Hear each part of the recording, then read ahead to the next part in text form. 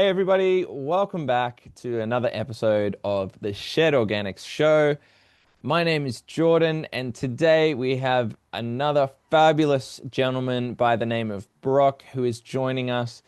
Now, Brocc is a wizard at plants that live indoors and specifically tropical houseplants. Now, if you're anything like me, your houseplants will be one of the most neglected sets of plants in your house. And Brocc is here to share with us a few of the secrets in how he gets his plants to look so good.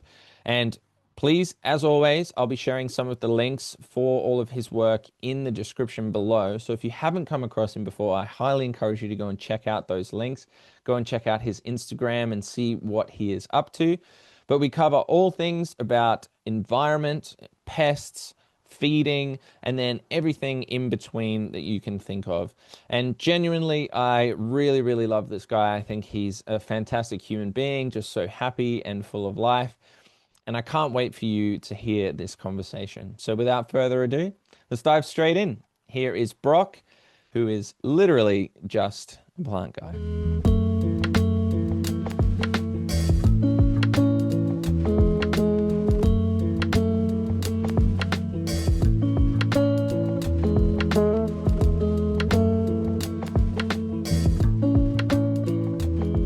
Just to clarify, obviously, I'm looking at your Instagram and seeing like how much is based around houseplants and things like that. But do you have any formal like horticultural degree or anything like that, or botany or anything like that? Um, Just so I yeah, don't like put you on the so spot or anything no, with. no, no. I like that question. I think it's a pretty important one to ask in this sort of realm because I guess houseplants kind of fit like a little niche window in the horticultural world, where a lot of people are like quote unquote experts in like houseplant maintenance and care, but they haven't done any formal training. Hmm. I've done my Cert 3 in horticulture, Cool. um, and then everything else surrounding that is just like self-taught. I'd say that I sort of specialize my knowledge in like the aroid, like tropical plant realm.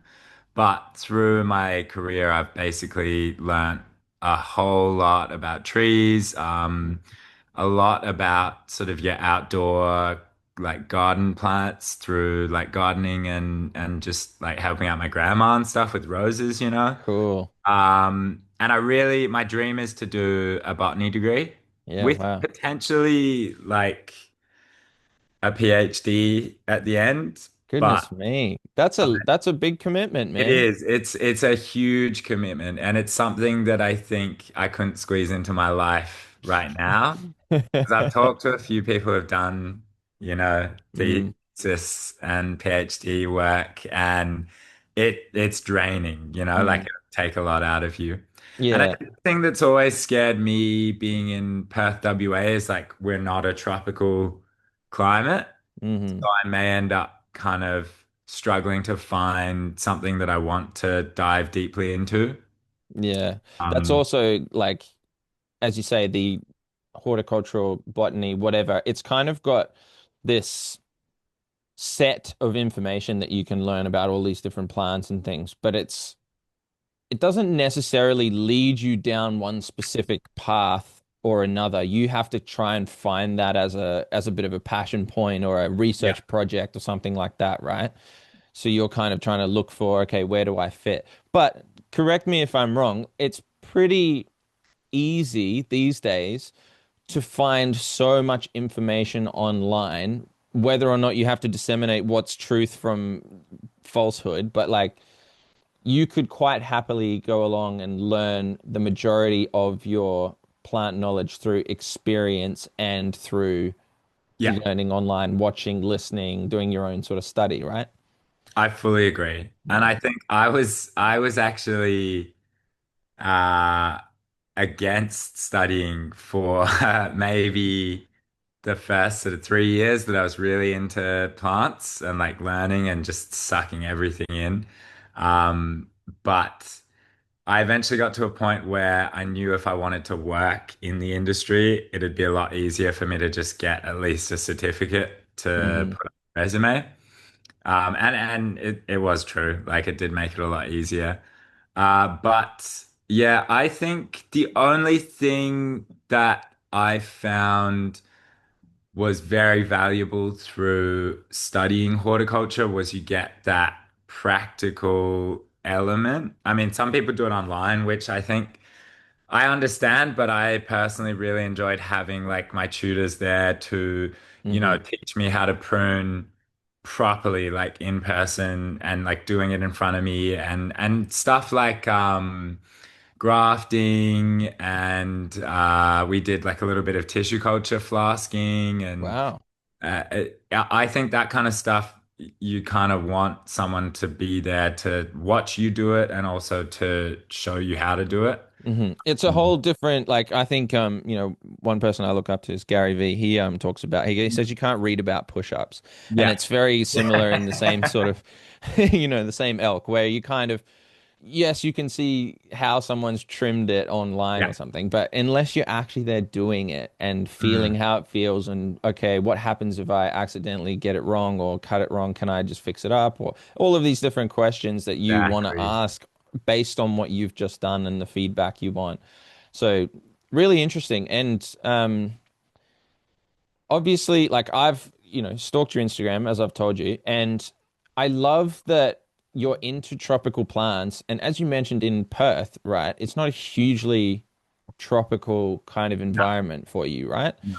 So Basically a desert, I like to call it. yeah, Some people say subtropical, but like realistically, especially for me, I live in the city. It's with the heat island effect. Like it's pretty much yeah. a desert here in summer. Okay, right. And Um, I've got a little bit of a sneak peek into this already, but can you talk us a little bit through your setup in terms of looking after mm, tropical plants? Because yeah. I know you're using certain like environments to create little microclimates and I can things with actually humidity. like bring you over to it, to be honest. I might as well. Yes, let's do We're it. here in the flesh. The lucky Um, video viewers will be able so to see I your setup.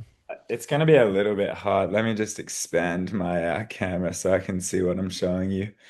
It's going to be a little bit hard, but basically, I've got like this sunroom Wow. area of my house, which is like full Venetian blinds, but that's behind me is a southwest facing window, and that's a northwest facing window. And Gorgeous. there's a bunch of plants that I grow sort of ambiently here, and most of those are for aesthetic. And when my wife moved into the apartment, she kind of brought a bunch of stuff, so we set it all up in the Cool. plant room. But then my kind of pride and joy is Wow. big shelf setup here, and That's it's pretty amazing. like Is that enclosed? yeah. I'll stand next to it so you can kind of like Yes. I'm have. loving this interactive. Oh yeah, here we go. Look at that. Right. It's pretty much as tall as I am, and I'm about just under 2 meters tall. Goodness me. So what it is it's like one of those classic industrial shelves that's just like a metal frame on Hmm. top, and it's got the shelves that you can kind of uh raise and lower to wherever you want. I've got this one at the top, and Yeah. then there's uh, Oh yeah. Yeah. one here and then one here, and under here is where I've got a lot of the drip trays that I use Yes. to sort Clever. of store all the water. There's two lights. They're actually aquarium lights. Netley is the brand I use. Um, Really good, honestly. Yeah. Yeah, I think the reason I love them the most is because they've got like a customizable spectrum because fish need kind of like changing spectrums of light. But it just means I can like pump up my infrared light when there's not as much natural sun coming through. That's a And really cool feature to be able to adjust yeah, that yeah, because for it's sure. not And just because on like and your off. blue light is what's going to get like stem growth, your red light's what's going to get big leaves and fruits. It's kind of just it's more geeky than anything. Like I realistically just leave it set at like the optimal range, but if I wanted to, I could really like manipulate some things. Um, I'm gonna be honest, I'm actually in the process of upgrading real hard because this thing has gotten to a point where it's kind of falling apart a little bit. I probably built it about 2.5 years ago. Um, Maybe even 3 now with my wife. But yeah, it's kind of just wrapped in greenhouse plastic. And then I put like you can't really see it, but I put like a reflective Oh yes, yes, material all yes. around it just to bounce as much light in there as I can. Definitely. Heat mats. There's Heat heat mats mats too. all along the bottom of it. There's a fan there, and there was a fan up here, but Yep. unfortunately, it It's has gone. died. And that was my big thing. I don't think I thought about longevity or sustainability with this because a Yep. lot of the wires are actually built sort of through the plastic or under the plastic, and so it's definitely not something I can just continuously maintain, which is why Yeah. I'm upgrading. I Uh, feel you. So what's the like obviously it also looks like your plants are outgrowing that space, like oh it yeah, looks yeah. full. That's probably the biggest issue I have is that if you create the most optimal conditions for a plant, because it pretty much sits at, I don't know, 70 odd percent humidity in there, and I can keep it roughly around 25 to 35 degrees. Obviously, I'd like to Ooh. keep it under 30, but Hmm. being a desert, like I said, it gets a bit hard in summer. I think Yeah. that's one of the things not a lot of people talk about with greenhouses because wherever you're growing sort of tropical stuff, you don't have to worry about being in a desert. But Mm. greenhouses are quite hard to cool down because they amplify heat quite well. And bar putting in like misters or like really good ventilation, it's pretty tough to cool them down in summer.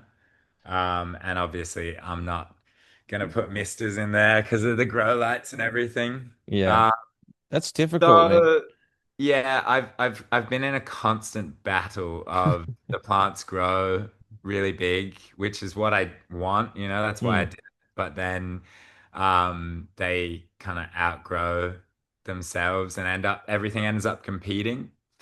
And I Yeah. think one of the biggest things that I didn't think about, which I kick myself a lot for now, but I think, makes sense to not think about at the time, is that once a lot of the big anthuriums and philodendrons and yeah, it's pretty much mostly just philodendrons and anthuriums in there. Once they grow to the point where they create like their own kind of canopy per se, I can't put any of like the younger stuff underneath that because they're completely blocking the light. Mm. So that's been like a big pain point for me because obviously you kind of want to get like new plants to add to the collection, but I'm more so just stuck with the plants I've got. Um, Yeah. Okay. which isn't a bad thing. I No, think it's they're beautiful good for plants. me to like not be constantly chasing the next cool plant or like buying a new one, and instead really just appreciating and trying to grow the absolute best out of the ones I've got. Yeah, that is something that we all tend to do, I think, just as Mhm. plant lovers in general, is we just go, oh, that's so cool. And especially house plants. I Yeah. find that you probably found this that there was a bit of a craze going on in recent years where everyone was just like, look, I just want to jump on, get a house plant. And there was just, you'd go get this one and that one and this one and that one. And 99% of people's plants die quite quickly with house plants and they kind of just get neglected, including myself. I'm going to be honest, they're the most neglected plants in my house, and I've said that before.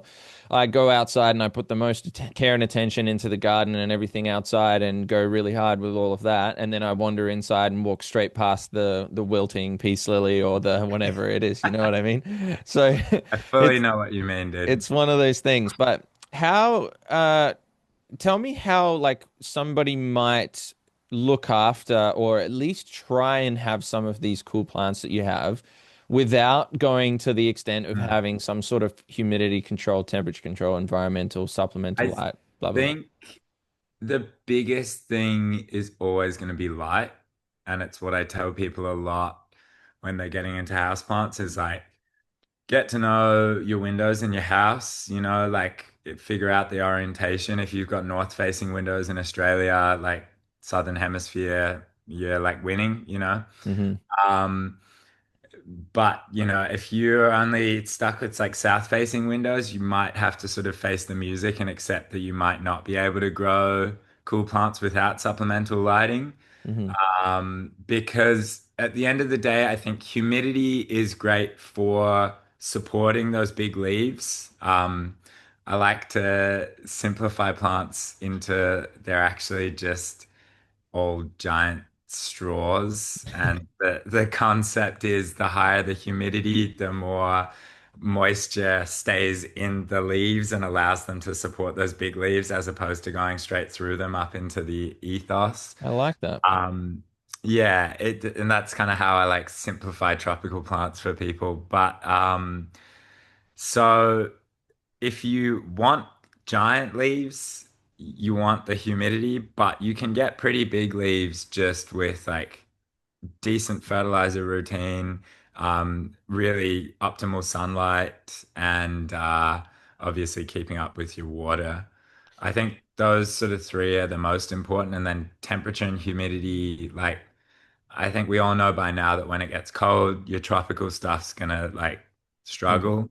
Yeah. Um, so, you know, You're right, and I had Michael from the Gardener's Lodge on the show. He has some pretty awesome houseplants in his house, but he's down in the Blue Mountains in New South Wales. So he was telling me a couple of things. One is that he said that to keep some of your soil on the drier side for a lot of houseplants. It tends to, if you're mimicking what's happening in nature, some of these plants are climbing up trees, right? So they're getting drip fed water and moisture down. They're not sitting in a whole bunch of moisture all the time, at least. So when you get the plant and it says on the label moist soil, it's not really what they want. They kind of want slightly drier soil. So that's one thing. Don't know how you feel about that. But the second thing he said was that people often use bathrooms because they think that the humidity is going to be really high. And I felt like this was a personal attack because I have like plenty in my shower going, yes, this is exactly what I want to do. I've got, right in the shower. That's the perfect place. It's going to have all this humidity, but it gets super like that. He says there's lots of swings in humidity and temperature in the bathroom. It gets really cold, it gets really hot and humid, and it's not often the best place. So, how do you feel about those 2 points? I love them. I think the first one is probably the sort of next step to like once you sort of step further away from like the environmental conditions. Uh, I think I'd probably take it a step further to what Michael's saying in the sense of it's not necessarily about keeping your plant soil on the drier side. It's more about like optimizing their soil to a point where it only holds on to the moisture that it needs. Ooh, clever. So like I'm a huge believer in just planting your sort of tropical plants in like a chunky aroid mix, Hmm. which I guess is like a buzzword that gets thrown around a lot. But realistically, I break it down into all you need is like a good pine bark, like chip base, some sphagnum moss. Some people like to use peat moss, but I find peat moss gets a bit too like dense and spongy. Sphagnum moss is like much more light and like airy. Hmm. But the big thing with sphagnum moss is you want to like cut it up so it's sort of in smaller bits. Like you don't want to just put big chunks of sphagnum Yeah. in, and then just perlite. And those three things make like a brilliant base for pretty much any plant that needs to be in like well draining soil. And the Mm. reason it's great is because, like you said, it one dries out really quickly, and holds on to basically just the right amount of moisture, doesn't stay like waterlogged, and it's like loose. It lets all those bigger, sort of thicker roots like grow and spread. Um, and then secondly, the bathroom thing, I mean, you pretty much summed it up, right? I think that the only other thing I'd say is like the biggest problem with bathrooms that a lot of people have is like they often don't have windows, right? Because no one wants people looking into them while they're showering or whatever. So, and even if they do have windows, they'll be like glazed super heavily. So the light's never going to be as good as you'd get it in, Yeah, in we are lucky though. Our bathroom has a almost floor to ceiling north Oh, facing nice. window, which is glazed. So, like, I've got what have I got in there? Orchids, um, Anthurium? Yes, I think there's an Anthurium in there. I did have Monstera deliciosa. This was cheese. It's Nice. one of my favorites. Did have that Yeah. in there, and that was kind of just took over the entire shower. And that, but my pot was so small, so I was constantly having to feed it. And Yeah. um, I found that just like in with my knowledge with other gardening things, if your soil battery doesn't have enough space and biology to keep up with the requirements of the plant, then the plant is going to outpace the soil basically, and you're going to constantly be feeding. And I'd love to talk about your feeding process and because you said a good fertilizer regime is important. Mm. For example, a lot of my background is in living soil, growing food is Yeah. kind of where I come from. So I wanted to have a big enough soil container so that there's enough soil biology in there that's breaking down all of the nutrients that are in there into plant available forms for the plant to uptake. But if your root ball gets fills that entire container, there's no room for the biology and there's no time Mm. for it to break down that into food and feed the plant. So then you're stuck with foliar feeding and liquid feeding a lot of the time because it's like straight in, it goes straight and uptake in straight away. You can do that much more in my experience with indoor plants because you can keep them in smaller pots. They're Yeah. in this sort of well draining mix that you mentioned before. So Which is quite inert, like yeah, naturally. It doesn't have a lot of the microorganisms and the bacteria and the mycorrhizal fungi to keep yes. everything churning. Can Which, can you talk to me about that? What's the difference then? How do you like okay, my first thought goes to would it be better then to have all of these microorganisms and things in the soil or not? Or are we not, is that I not what think it's like in nature? it's definitely It's definitely a pain point of mine, right? Because I love permaculture. I love kind of that like circle of life or cycle of life thinking. And I try to be sustainable, like I don't love using really harsh chemicals or pesticides. And especially I'm trying to be more conscious as I get older and more sort of, I guess, wise Hmm. about how I drain or dispose of those chemicals for like waterway pollution.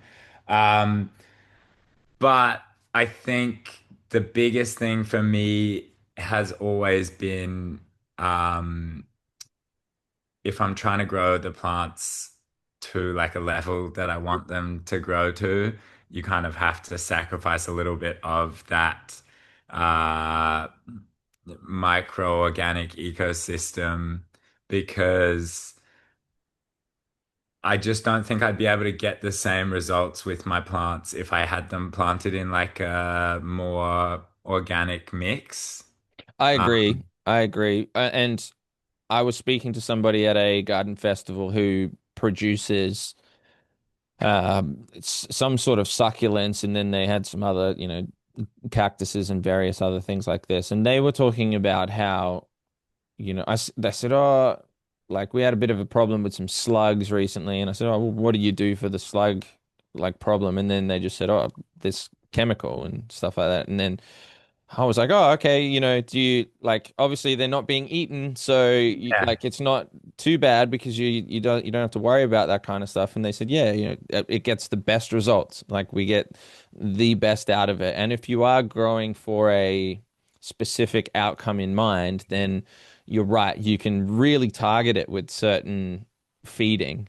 yeah, Um, I I imagine that if you had a more organic mix or a more organic and permaculture style, whatever we're talking about, you would really have to nail the environment and the yeah. conditions. Yeah, 100%. So Yeah. like in the jungle, a lot of the plants that I grow pretty much grow in like leaf litter, sticks, Mm, pebbles, bark that just falls to the forest or the jungle or forest floor.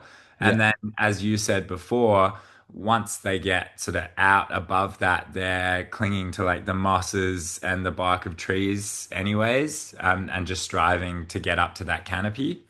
So, like, realistically, for me, I don't think I'd ever be able to like recreate that in my own home. Although I'd love to, like, man, it would be such a dream to have like a huge glass house, to do like a massive sort of terrestrial paludarium in my home. Yeah. Um, but I'm also not a quizquillionaire, so I don't think that's going to happen anytime soon. But Yeah. it Yeah. would be something that I'd love to try and pull off because I'd love to, get some, I don't know, frogs going and maybe have some fish like in Yes. a little pond at the bottom of that and just create like a little micro ecosystem. That's Uh, so cool. but even still, getting the balance on something like that's so tough, right? Like especially if, like you said, you kind of need maybe birds for pests or you need like certain insects to target other certain insects, and it can get out of hand pretty quick. Also, I think one of the biggest things for me that I've experienced throughout my entire plant journey is pests, and I think a lot of people do come across them. And unfortunately, I'm not blessed to have a space where I can do bugs for bugs or like get Yeah. sort of beneficial insects involved. Because one, I think my wife would be a bit weird about me dropping like hundreds of thousands of mites all over Yeah. the house. And two, I think it would end up being a bit of a waste of money because they will either die off or escape. Hmm. Um, but I think when I do finally have like a greenhouse on a like residential property, I'm in an apartment here. So I think that'd be a time where I definitely would use bugs for pests. Yeah, But let's talk currently, let's talk about pests because I yeah. think you're actually in a situation where most people are Mm, with houseplants at least, you yeah. know. And yes, you have this amazing passion and you've taken it further to go and develop all of this environmental conditions and things. But for your standard Joe Blow who's just gone to Bunnings and bought themselves or the garden center or Yeah, store yeah, yeah, yeah. and goes and buys themselves a plant and they go, cool, I'm just going to bring this home now. Um, Talk to me about your pest management process then from Mm. a standpoint of like something like fungus gnats or something like, I don't know, whatever pests you find Yeah. and how do you go about that? The big four for me throughout my journey have been first fungus gnats. I feel like that's kind of everyone's initial introduction to pests, which is also good because fungus gnats aren't actually that bad for your plants per se. Yeah. I like to say that fungus gnats are actually more of a precursor to more serious like soil moisture issues because realistically fungus gnats only kind of come up in really damp soil that's Hmm. damp for too long. So I think if you do have a fungus gnat problem, your best bet is to start to improve your soil drainage where like I don't know how deep you'd want to go down that route, but I say to a lot of people, your best first step for that process is just using perlite in Mm-hmm. your soil. Like if you're not going to go down sort of the rabbit hole I went down and making your own big DIY chunky soil mixes, the best thing you could do is just mix perlite through like a premium potting mix. Yeah. And I'm not going to sit here and lie to you and say like that's going to be amazing for your plants. Like it's not going to be as good as like a proper mix, but it will do a better job than just standard potting mix. Yes. So fungus gnats aren't necessarily the hardest one to deal with because they'll go pretty quick once you do have your soil moisture issues solved. Do you use any traps or anything for them? I did use the sticky traps for a while, and I think they are They're that just a they're bit ugly looking. yeah there's a company called U Bloomed which do like green ones, which I find are a little bit more aesthetically pleasing, but Because I've got I've got them right, like things like this. That this is yeah, for bugs, blue ones, but yeah. got a new shipment And they're really good because fungus gnats are actually really shit at flying. in. I don't know if you Yeah, knew that, but that's their whole thing. They don't actually fly. They kind of just like drunkenly buzz about the yes, soil and then land on soil eventually and reproduce. So it's really easy to trap them. I think you can also do like neem oil, like soil washes and stuff to Hmm. really just like get rid of them. I think that fungus gnats are pretty easy to get rid of. And then sort of the next tier up was like mealybugs and spider mites. Mealybugs suck, but I think in a similar sense to fungus gnats, they're pretty easy to get rid of. You just have to be a bit more vigilant. And I Mm. think the biggest thing that a lot of people miss with mealybugs is the fact that the powdery, waxy, mature mealy bugs that you can see on your plants are just like the surface of the infestation. You know, they've got like their instar nymphs and crawlers that could be all over your plant, but you just can't see them. So I think a lot of people just kind of like wipe off the mealy bugs where they find them, but then they come back. So I think if you do have mealy bugs, you got to really like douse the whole plant if you are going to go down a spray method. Or I sometimes say with mealybugs, you can actually get away with just high pressure water hose and just fucking spray Yeah. the whole plant and really blast them off. But you know, it's like for me as like a bit of I don't know, like a seasoned veteran, I guess. I'm not so precious about like losing a bunch of leaves if I'm dealing with pests. I know some people, especially, you know, when I was first getting into it, you're a lot more cautious. I remember I used to like pull plants out of their soil like very gently, and now I'm just Yeah. Yank it out. over the shoulder, you know. Um, because I think at the end of the day, like you, if you know what you're doing, they're always going to grow. I get a lot of people asking, this is a small tangent, but I get a lot of people asking me about like, oh, how do I stop the first leaf that grows out of a propagation from like fading away? I want to like keep them all, and I'm kind of like, bruv, that leaf is going to be gone in like a month. You know, if you're growing this plant to maturity, that's stem. Think of that Yeah. as like lower stem. You know, that might even be under the soil in like a year because you'll be like button it So up. true. Yeah, so true. So I think a lot of people get sort of stuck in the now of plants. And like the funniest thing I think about plants from a human perspective is that like they live these insanely vigorous lives, you know, like plants will out like all the plants I have in this room, if they were in the jungle, would outlive me maybe 4 to 5 times if they were, you know, not Wow. poached and didn't have to deal with anything else. Like if they were just left to grow, like they would just grow for hundreds of years, you know, if not thousands. So Some cool.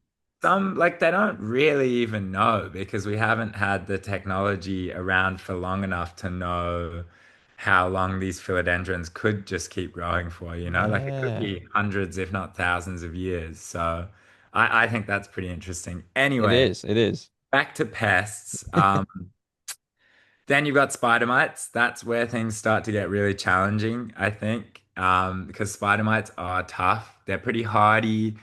And I think now, I guess in like 2025, we've seemingly got some pretty hardy, like chemical resistant spider mites in the air. Hmm. Just I think over like I want to say maybe 50 years now of just getting blasted by chemicals. Like that's just how evolution works. And the cool thing with all of these pests is that their generational structure is so much quicker than ours that like they're evolving so much faster than we could ever like keep Mm. making new chemicals for them. So I think spider mites are pretty resistant. And a lot of people just think like, oh, neem oil or white oil or like a Bunnings pesticide will get rid of them. But I honestly haven't had any luck with any of the sort of base level pesticides with spider mites. They'll always kind of come back eventually, or you'll like miss one. Yeah, wow. So for spider mites, I now pretty much solely just use abamectin, which is like a miticide chemical. As I said before, I would love to use, I think the bug is Persimilis. Yeah, I think so. Persimilis is like a beneficial mite that eats spider mites. and I think pollen when there's no mites available to eat, but it's just not doable for me. So I just smash the Yeah. chemicals. And if you're vigilant, you can do a light spray when you first spot them, and abamectin's pretty strong. Like it keeps them away for at least a couple months, which is cool. True. And like Um, you would have to like if you keep ahead of it, you can really just get away with doing really minimal use. Do you have to use anything like that breaks the tension? So something like a soap or that can help it stick to the leaves? Or how worried are you as well about the burning of leaves under the light when you're yeah, using some of these sprays? that's a really good question. I purposefully time my sprays just before my grow lights turn off. So, and if not, I'll just turn my grow lights off for the rest of the day because that obviously is the downside to using any sort of chemical-based pesticide. Like, there's always going to be, I think they're called surfactants or Yeah, something, yeah, like yeah, oil-based substance in them to, yeah, like make them stick or absorb to the foliage. Especially because I use a lot of I grow a lot of the like volutinous, like velvet textured plants, which yeah. are velvet to be hydrophobic. So you need those kind of absorbing chemicals. Most of the stuff I use now has them built in, Okay. I guess, or like added. Hmm. So yeah, it's more just making sure you get the coverage right. Um, Okay. but that's another perk of the shelf, right? Like I can just spray in the shelf and I just make sure I'm PPE'd really well. Yeah. But no, I don't find that I need to add anything Cool. to Yeah. I just thought about neem because I like with neem, I'll add in a little bit of Castile soap or something yeah, to yeah, get it to yeah, stick yeah, yeah. sometimes. But same thing, I'll be doing it as the sun's going down, Yeah. so we're not getting any of that burn. Same with if I'm using any essential oils or anything like that, I don't want Yeah. those on the plants, or it's certainly not on the top side of the leaves when the sun's coming out. And I think measurements as well, like when you're using these like strong, like abamectin's a pretty strong chemical. You can overdo it like real easy. I think it's like 1 ml to 1 liter of water.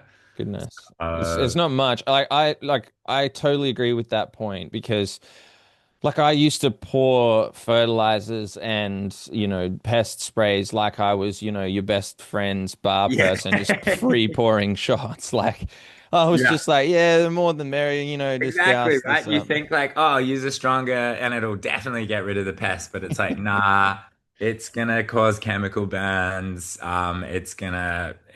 It can actually like like stress your plant out and slow it down real hard because you're basically just poisoning it, I guess. Yeah, yeah, you're adding too much environmental stress, like Yeah, for whatever reason.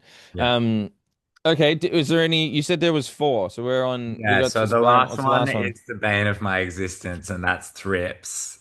Yeah. Which So I'm the assuming you blue ones don't probably. work, the thrips traps. I mean, kinda, but thrips are crafty, man. They're like the little like plant assassins of the pest realm.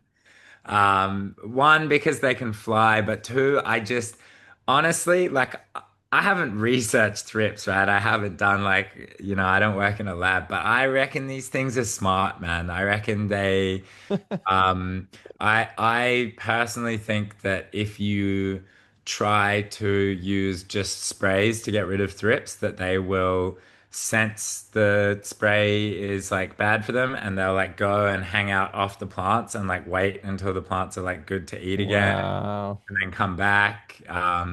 They're also like, I think, smart enough in the sense that they could be like, oh, he missed a spot here. We'll just hang out here and then like start spreading out again. He Uh, missed a spot. Once again, this is just in my experience. I don't have any science to back this up, but I swear to God, they are evil, man. And thrips can eat like nothing I've ever seen before. They don't actually strip foliage entirely like caterpillars do, but they kind of shovel away like the surface layers of your leaves. And you can see it in their poop, man. Like the little larvae of thrips, they'll drop these huge little black balls of poop that are like bigger than Bigger them. they are, yeah. Yeah, and so it's crazy. Like these things are ravenous. And they're really hard to get rid of because they can fly and their life cycle is super short. It's like 7 days. So Goodness. they'll lay a bunch of eggs and then those eggs are eating your plants. And then I think the biggest thing with thrips is they normally, and once again, further evidence that I think they're pretty smart, they hang out on the undersides of leaves and they don't kind of go on the surface of the leaf until they're like, don't have anywhere else to be.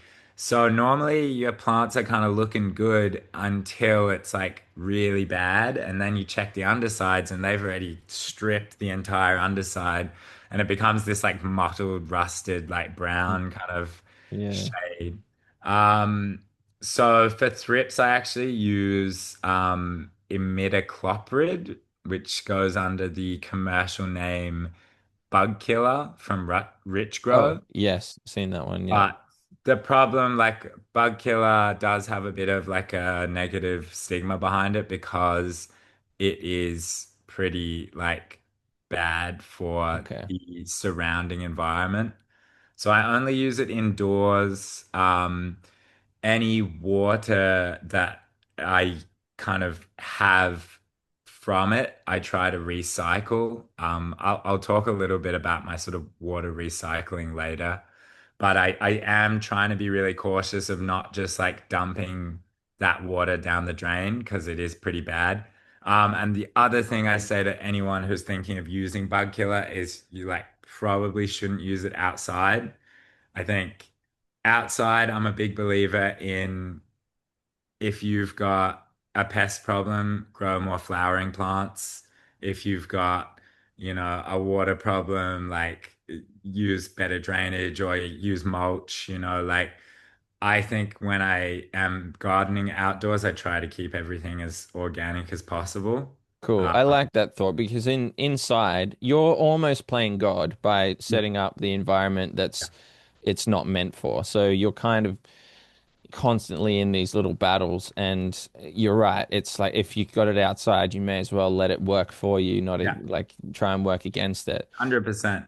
And Yeah. oftentimes, if you're patient, it works out, man. Like I remember one time I had an aphids problem on I grow an oak tree out on my balcony. I had an aphids problem and my mate was like, "Oh, are you gonna spray it?" I was like, "Nah, there'll be ladybugs here in a couple of days. Like, don't even worry about it." And then with a matter of days, there was ladybug larvae all over it. Just Yeah, I literally just posted a reel about that because I had my eggplant covered in them, and I found a ladybug larvae on it, and I said yeah. I'm gonna leave this. Coolest insects, man. The coolest Yeah, insects, bro. They with the orange sort of strips on the. yeah. I like when I first figured that out, I was like, "You serious? That turns into a lady? That's Yeah, so it cool." it wigged me out. There's a native Australian species of ladybug that actually has uh larvae that look like mealybugs, and they're called mealybug destroyers, and they've got like a white little fuzz. Google them after. They're so cool, man. That's really I've cool. seen a couple of them in my garden.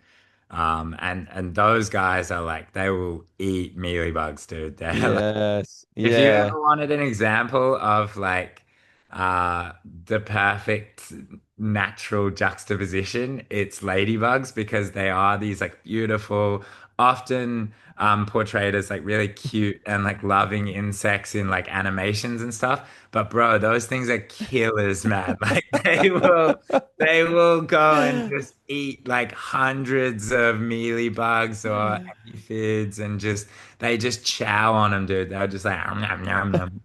Anyway, That's so good. I love that though. That's really yeah, yeah, funny. yeah. I love it too. I'm a big like ecology nerd. Cool. Like I really love the relationships between like insects and plants. Hmm. Um, Can I ask you a question about that? A little bit of side tangent because I am fascinated with this as well. Have you come across the work of Philip Callahan? There's a book called How to Tune into Nature. I think oh, that's I think I have heard of the book, but I Man, haven't I haven't heard so of good. the Callahan. It's to do with he's the author of that book. It's to do with infrared signals from plants and how the bugs and the moths and all of these things have these incredible antennas on their things, and an unhealthy plant will send off an infrared stress signal to the insects, and insects, as our decomposers and garbage collectors, come down and wipe out those plants. So 100%. how much of that have you heard about before? Oh, it's so true. And I think it's one of the biggest things that I had to kind of come to terms with, as we've talked about a few times now, growing these tropical plants in like I don't know, temperate desert basically, is like they're not happy. And when plants aren't happy, that's when the pests come, you know? A lot of people kind of keep getting pest infestations and go, oh my God, I've got a black thumb. I can't deal Yeah. with this. And it's like, well, it's not actually your fault. Like these plants are actively sending out stress signals to the Mm. environment that are attracting pests to them. So that was one of the big, I guess, kickers for me to set up the shelf was just, I was just like, I'm so sick of dealing with pests and trying to like grow these plants outside of what they want. Like I might as well, like I want them to grow. I've, dragged them probably like halfway across the world at this point. Like I might as well like give them a cushy environment to live in, you know? Yeah, yeah. I totally But agree. I'm a big, big believer in that, like, we've only scratched the surface on how alive plants are, you know? And I Hmm. think that's the kind of stuff I would love to uh, look into when doing like PhD research or like thesis Ooh, research, you know? Because yeah. have you ever read I think it's Peter Wohlleben book, the is it Life According to Trees, I think? Oh,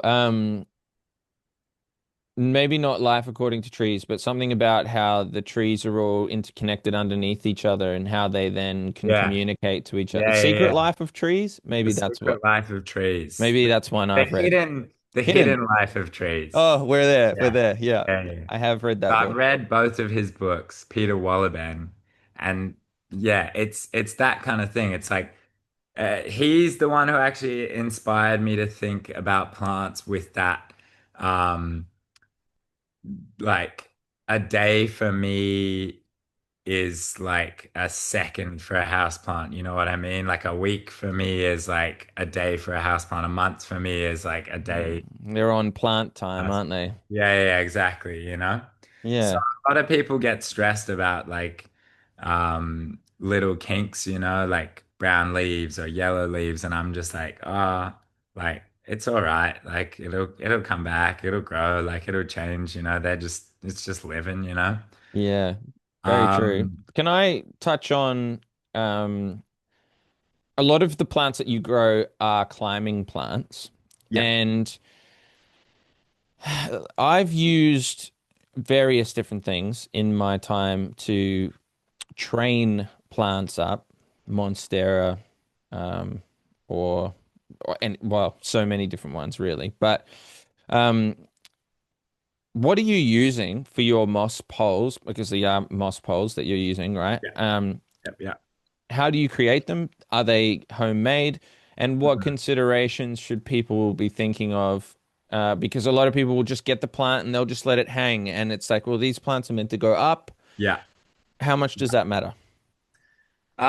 Okay, so I think it definitely matters. I think you can trail a lot of the plants. Obviously, I think the thicker stem monsteras and like your philodendron iridescens and stuff that have like a trunk almost, that that's kind of where you need to really think about letting them climb. I think the era of the totem pole has kind of faded out a little bit though. Like I think it's more about support than Hmm. it is about the totem pole. I'm assuming you've probably seen like Sydney Plant Guy. Yeah. Yes, yes. Yep. Super famous on Instagram now. He's like the god of the moss pole, and like I fully respect him for it. I think he does it incredibly well. But he keeps those things moist like all the time, you know? Mm, And if you've ever grown things on sphagnum moss poles before, like that is a mission, dude. Keeping that moss damp, uh, yeah. almost 24/7 is like that's like a full-time job almost. Especially if you've got like some sort of mesh around the outside, obviously to allow the roots to penetrate. Yeah. That's allowing all of that moisture just to come out Yeah, of all which different is directions. that's what I do. I make my own moss poles, and they're pretty much the exact same as his, bar. He uses a metal like micro sort of chicken wire fencing to wrap his moss. I just use a plastic like PVC garden grid fence, but exact same deal. I just wrap it up and. Bob's your uncle. I think once again, call back to the shelf. Like if you can keep that humidity high, it saves you a lot of stress. But you know, if your humidity's down in like the 30%, 40% range, which it kind of hangs out around there in Perth, WA, they're just gonna dry out in like honestly, like less than a day, you know, like Mm. if you water.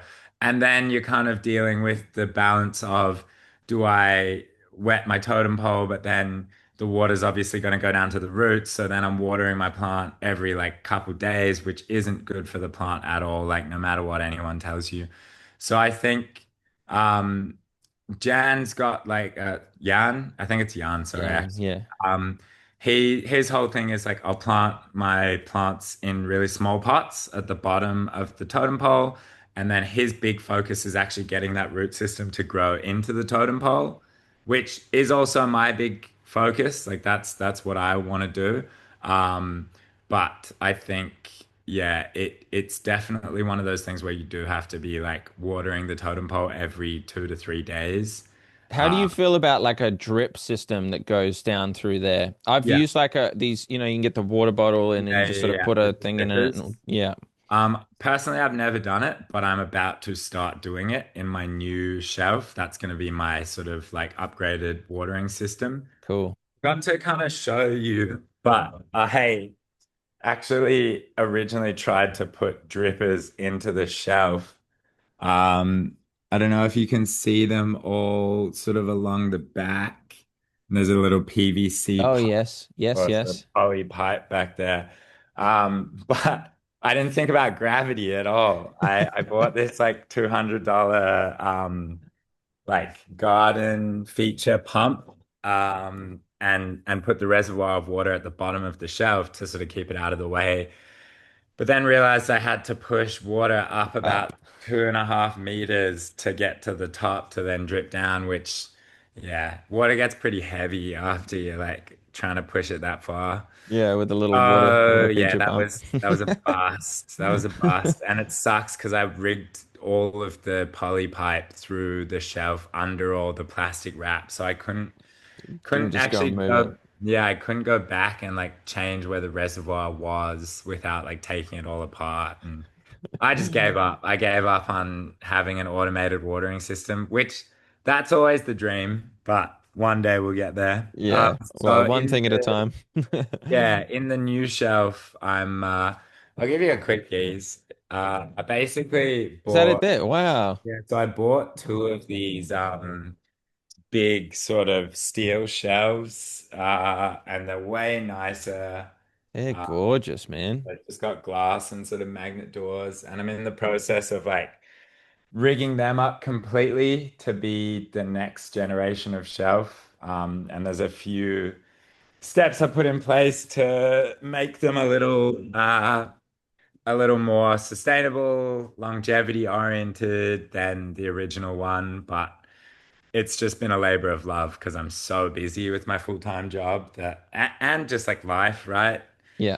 I think that's one of the biggest things I'm always gonna balance is like I'm never gonna sacrifice like a social life or time with my partner or when I do potentially have children, like time with my kids to just be like watering my fucking totem poles every day. You know what I mean? Like I wanna have my plants growing, but I don't want like I'm not gonna sacrifice myself to keep them that way, you know? That's So a I think really that's important point. yeah, well, I think that's what a lot of people miss when they see guys like Sydney Plant Guy and like power to him. Like I freaking love this dude. I fangirl over him heaps. But to get your like philodendrons growing leaves that big, like that's a lot of maintenance and care and effort and like Oh yeah, like some of the ones I've seen, I'm like, sacrifice, oh you know? my goodness, they're Mm, like enormous yeah, plants, and yeah, yeah. the folk your every day would be focused and living and breathing those plants to get them that way. Another, I don't know if you know him. I follow this guy called Sheffield Made Plants on YouTube. He does a lot of indoor. He's in from the UK and from Sheffield, I don't and do a lot of YouTube, hey. that's okay. I don't know whether he's on anything else. It's just where I find him. He does a Yeah, lot of okay. indoor plant things. And his house is full of indoor Mm. plants. And it's not so much on the tropical side, or even though there are some, but he's in the UK. So how do you make a tropical plant Oh man, work it's over there? And UK, it's tough. It's like yeah. So borderline one impossible. thing he talks about though, that I do remember is when you go and buy your plant that you've chosen from the store, he likes to go and pop it somewhere completely different in the house, hopefully in a similar kind of environment, but somewhere different just to watch it for a bit Yeah. and let it stay in its initial pot. So you're not immediately going and moving it from the store to home, giving it transplant shock. You're putting it into this space, and he's monitoring it for pests. He's monitoring it for like, how the water's draining out the soil, how it goes through the shock of moving it and things like this. Have you got any kind of tips or something for when someone comes home with that plant that they've just got? I think that's like the best thing you can do is just Mm. quarantine a new plant for a minute. Because, like, with pests, and I think pests are like the biggest one in that situation, like I said, you probably won't spot them immediately unless you're like rigorously checking all the leaves, checking every, and even still, like, I think, as I said, thrips will plant their eggs in like the soil, or they'll like tuck them under like little crevices in the plant that you just won't be able to find. And so quarantine's super important. I think like somewhere in the house that's just away from your plants. Obviously, I think with thrips, as I said, they can fly, so it's a little bit like, they're Yeah. they're so scary. I will quickly call back to what I was saying before because I didn't sort of finish that train in the bug killer from Rich Grove for thrips, I think is just a godsend because it is a systemic pesticide that you use as like pellets on the soil surface. And that goes into your plant and basically makes it like poison for the pest. So I've just found that with thrips that can fly and that are like really hard to combat, instead of trying to sort of spray, like a lot of things online will say like spray every 7 days and then you can like beat the thrips life cycle. It's like, nah, bro, I don't want to spray my plants with chemicals every 7 days. If you can just make the plants like poisonous for the pest, then you're kind of gonna win the battle, as sad as it is to say. Yeah. Yeah, yeah, yeah. Um, but yeah, quarantine's important. I think I'm a big, big believer in like don't just repot your plants as soon as you get them home. Um, Yeah, I like it, to think that you could, well, for me at least, I leave them in their plastic pots and put them in a decorative pot so you can then yeah, pull them out and go and water them outside. You're not yeah, constantly having to break apart this nice pot to try and get it. 100%. I'm all about that. I think it's the best way to grow plants. Mm. Like, I even sometimes say get a really big decorative planter, like bigger than your plastic plant pot, and then put your pot on top of like an upside down drip tray or like a brick in that planter. So then you can just water it in there and you don't have to sort of worry about it sitting in water in that planter. And that'll create a little bit of like a humid environment as well. Obviously, you could potentially end up with mosquitoes or whatnot, but You just That's gotta do your due diligence. Yeah. yeah, that's the price you pay. I think we missed it, but can you touch on your feeding? Oh Um, yeah. So I'm a growth technology lover. cool. GT foliage focus is like my jam. I do use Root Zone as well, which is another one of their products. But Root Zone is super organic based. It's like a seaweed synthesized kind of compound. It's pretty stinky and it's Oh, that's also what I was gonna say. How smelly is it to have it yeah. on for your indoor plants? Yeah, so root zone's pretty smelly, and it's also very prone to like fungus, like spores. It can create mold and fungus. Not that I want to trash the product. I actually think it's an incredible product, but I've kind of shifted it to be an outside product, Hmm. as opposed to inside. And then I just use foliage focus inside. I also use magnesium. Yeah, I also use magnesium as well, just as a supplement. I just find it keeps foliage strong, keeps plants like shooting leaves quite regularly. It's a great trace element. Believe it or not, I've never, ever, ever, and this is probably going to sound crazy. People might judge me for this, but I've never done a pH test on like any of the plants in my shelf cabinet. And I've never really done any like fertilizer testing per se.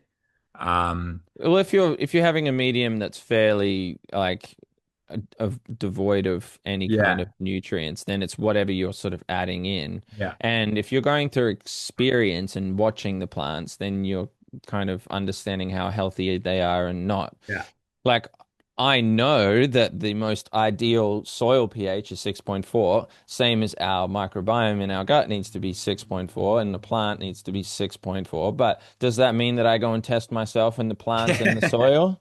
No, yeah, but you know, yeah, you can kind of make assumptions based on certain things. Like I know that if it's a heavy clay-based soil, then I might need to use some things to balance out the acidity yeah, or the alkalinity. You know, it's just you kind of get to know these things without having to go in and do it. Um, 100%. one thing that I do really like at the moment is like a calcium foliar feed for the strength and resilience of the plant cells. And this also goes for something like silica as well. So silica and calcium, really, really good for the plant cell walls, stops them being attacked by insects. So if you can use a some sort of silicate or a like there's an ag sil product which is really cool. You can just spray that on. That's really awesome for silica, or even just include like rice hulls in your soil mix that break down to become silica, Nice. bamboo leaves, That's things cool. like this. And then yeah, like a calcium, like for your indoor plants, it's probably a little bit easier to find a calcium spray because there's a lot of inorganic options that you can use for that. But it just boosts the strength of it and the strength of the Mm. plants and these types of things as well. I've heard a lot about silica. I think silica's kind of popped up a little bit in like the indoor like aroid world, and Growth Tech actually does a silica product that I've been thinking of trying out. Cool. I would try it out, man, because it's like the silica is what's going to really give that strength for those big leaves and then holding themselves up when they're vining up something, Yeah. um, which is really, really cool. But that's just what I'm kind of No, nerding out on it's at the funny. moment. Like I'm genuinely, yeah, I'm in my next order. I'm gonna get some silica to play around with. That's cool. Is like aside from the products that you're using, are there any other products or just simple go-tos or things that you could use for feeding that people might Yeah, do? my biggest one that I use for any of my sort of outdoor plants or any plants indoors that I'm not going to liquid feed every like couple weeks, is just the Osmocote orange bucket, which is just like a premium pots and planters blend of fertilizer. You can get it from Bunnings or like online, and honestly, it's so good, man. Like you Slow can release, right? yeah. You just use it like once every couple months if you really want to. You could probably get away with using it like once every like 4 to 6 months, you know? Hmm. But yeah, that stuff's really good. The only thing you find in Australia, like if you are getting your fertilizer from Bunnings specifically, is that they don't really have any, like in America, you'll get lots of the general fertilizer will be like 10% nitrogen, Yeah. potassium, phosphorus.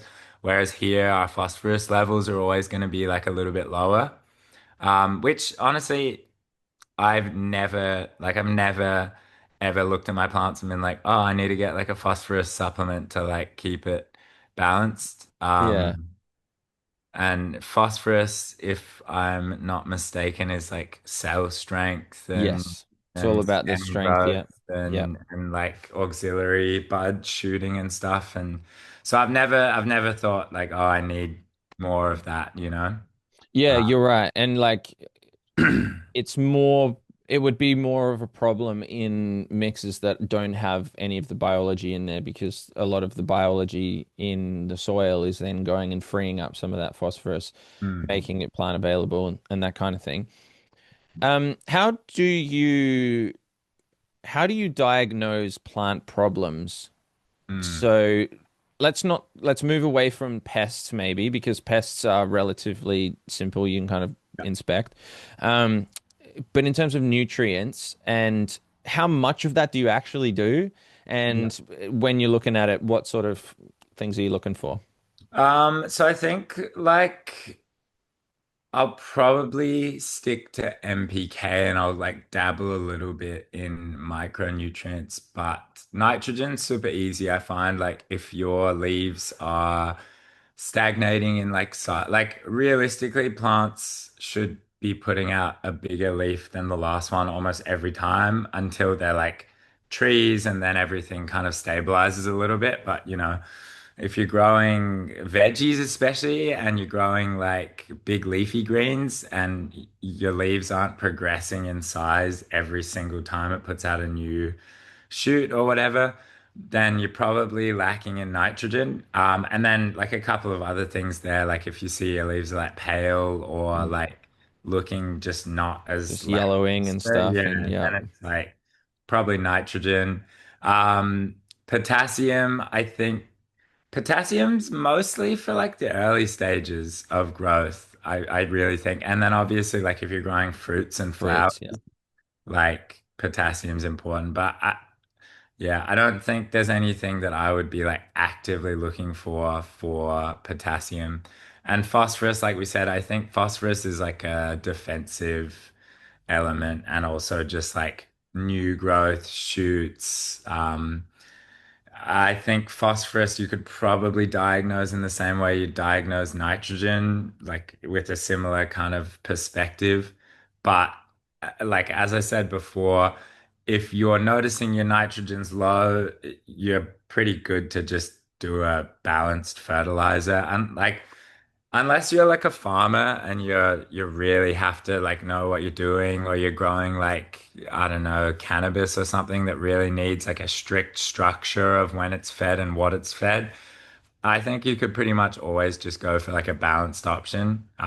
Or like if you're growing veggies and herbs, you know, it's probably a good idea to keep tabs on like what you're feeding it and when. But yeah, for the most part, I think balanced fertilizer is an easy way to go. You're right. Yeah, especially Um, for the house plants and things, as we yeah. say, that are just Yeah, like the mostly liquid feed. ornamentals, you Yeah. know? Yeah, yeah, for sure.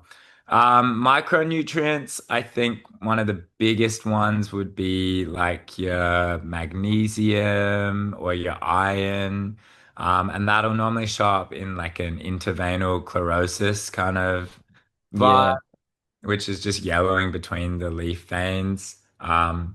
I'd pretty much say if your plants are growing like they're still growing well, but the leaves are showing like yellow veins or yellow like spotting on the leaves and you can't see any pests and you know like watering it at the right time and it's getting decent light and there's no immediate issues, that's probably a good sign that it needs a feed. Mm, good Um, point.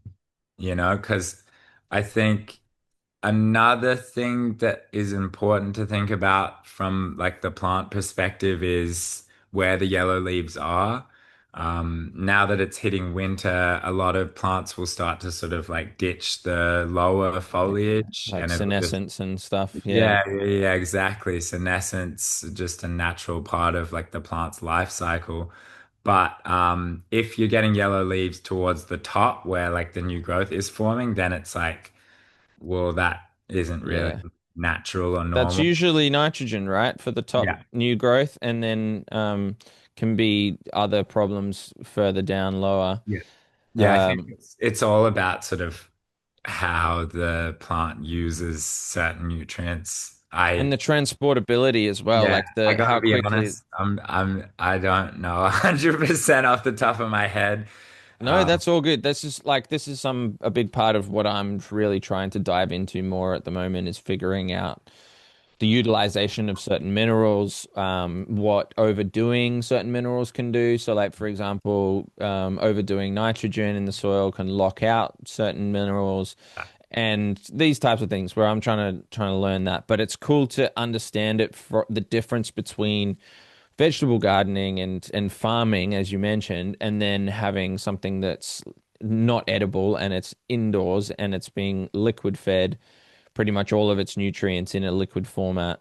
hmm. So it really does change things quite a bit. So you're right, you can just go for a really balanced kind of fertilizer and things like this.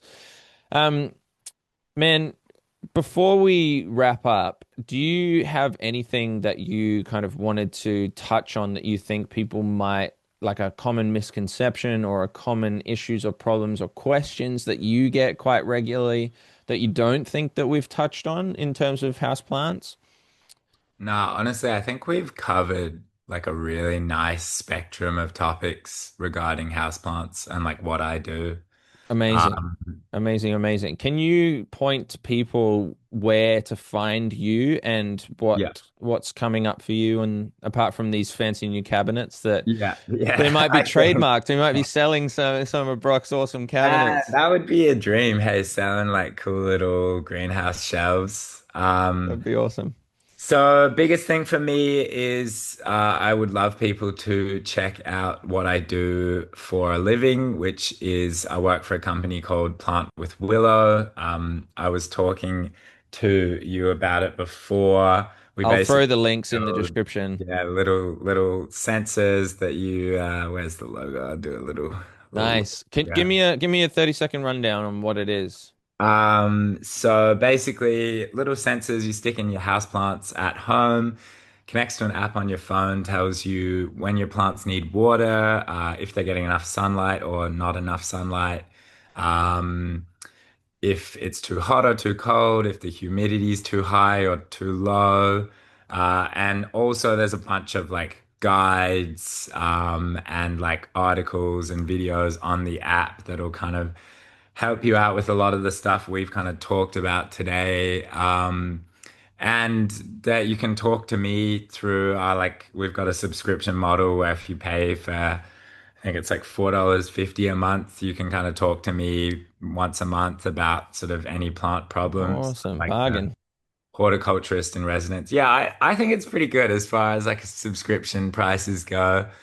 And yeah, I pretty much run the horticulture side of that company. And I love it because it's like I get to work in the tech industry, which is really exciting and cool. And I work with sort of artificial intelligence to help my workflows out, but I still get to appreciate and experience what I'm passionate about, which is plants and nature and the organic world around us. So no, it's beautiful. Um, That's awesome. then obviously I've got like my personal Instagram, which is literally just a plant guy. It's I so laughed when I funny. found that. It's so good. Yeah, it's so funny because people always ask me like, "What's my Instagram handle?" And I say, "Oh, literally just a plant guy." And then they look up just a plant guy, and they're like, I can't find it." I'm like, "No, literally is It's part part of the title. handle, which every time I'm like, ah, why did I do that? But the story is that when my wife and I first sort of met, I was a bit of like a breath of fresh air for her. And I mean, she was for me too, but I think I would do nice things for her and she'd be like, oh, that's amazing. Like, no one's ever done that for me before. And I'd be like, I'm literally just a guy. Like I'm just I'm literally just cool. a guy. I love that, man. And so yeah, that's kind of where that name came from. Beautiful. Um, and otherwise, yeah, I'm here in Perth, WA. There's not a lot of people in Perth, WA doing cool, like social media-esque plant stuff. I don't know if that's like everyone's happy just not posting their entire lives on social media, which is totally cool, don't get me wrong. But yeah, I'd love to grow more of a community in WA for the stuff that I do because I feel like it is a bit niche still, whereas over east it seems like it's way more.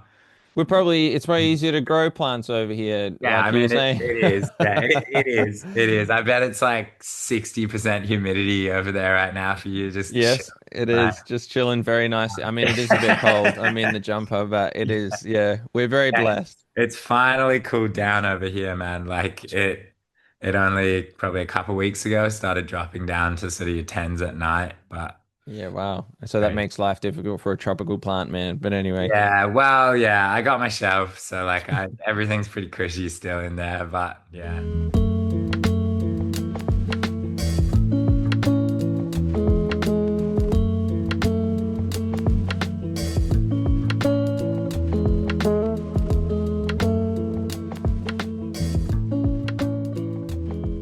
And there we have it, everybody. What a fantastic gentleman Brocc is. And I'm sure you'll agree, he has a wealth of knowledge to share and can also share some really relatable stories and insights, which I really connected with, and I'm sure you did as well. His happiness and enthusiasm for what he does is really obvious and it radiates through the conversation, and I really enjoyed that.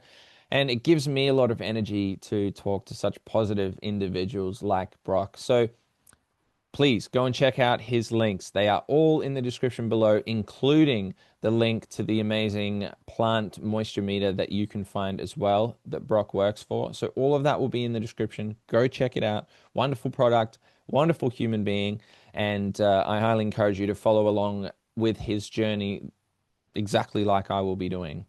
So, last things from me. Remember, beginner and intermediate organic growers guide are live on the website. So, if you want to jump into organic growing and want to know the first few steps, then there's a free beginner's guide there for you.